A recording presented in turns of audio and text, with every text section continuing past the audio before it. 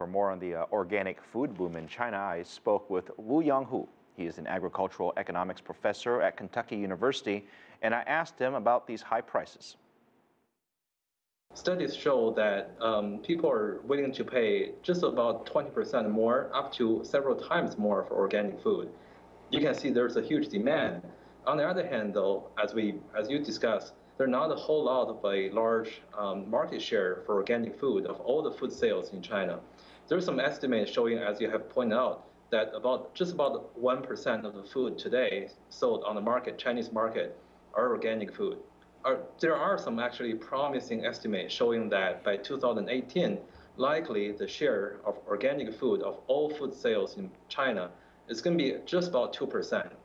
How much of this is related to the fact that organic food basically costs more, right? I don't know how much more they cost. Maybe you have some numbers, Correct. But how much more does organic food cost? And obviously, the more expensive you make it, the less people can afford it.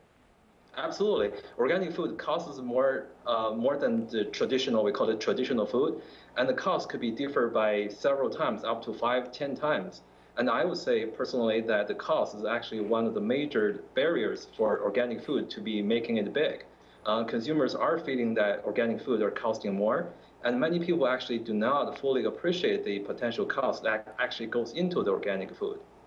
For example, organic food will typically require a much larger land for crops to grow, and much larger input of labor to harvest those crops, the organic crops, because you cannot use the synthetic fertilizer or pesticide to raise those organic crops. So it will cost more. So the cost will definitely be a barrier. And the second, I would say, immediately relevant to the cost factor would be the availability. Well, it's a chicken and egg problem, because when the producers do not see there is enough demand on the market, they're unlikely to produce as much. Well, if they don't produce as much, guess what? There wouldn't be too much organic food available on the market. And consumers will complain, look, I can't find organic, I'll switch to the traditional. Okay, So it sounds like to me there needs to be more food, organic food that is available, and then the price would likely come down, which would drive demand. I'm thinking about foreign food companies, foreign farms that are trying to import into China. How easy is that, and what is the challenge? Well, you're right. Possibly, we're talking about demand and supply. If the supply is up there, then the price will potentially go down. And I have to say that there actually are a lot of opportunities for international companies. As of now, China actually imports quite a large portion of the food from foreign countries. There are some estimates showing that by 2018, again, 2018, that's the critical year, apparently, China will become actually the world's largest country importing food from outside the border. And the value is estimated to be just about 78 billion US dollars, which is about 480 billion Chinese yuan.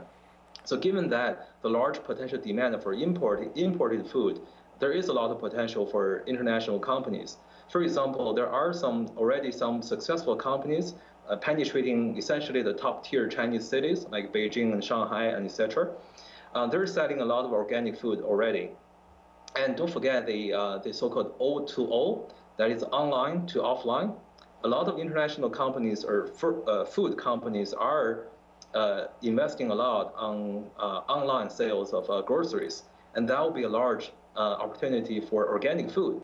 Food security is a big deal, and I'm talking about when we go to the store and I buy an organic food, how do I know that's actually organic? I know there's certifications, I know there's plenty of processes already in place, but the Chinese consumer, as I'm told, are still very skeptical. Why? Well, the food safety and the regulation and the certification is really a potential problem in China because, as you said, people have trust issues.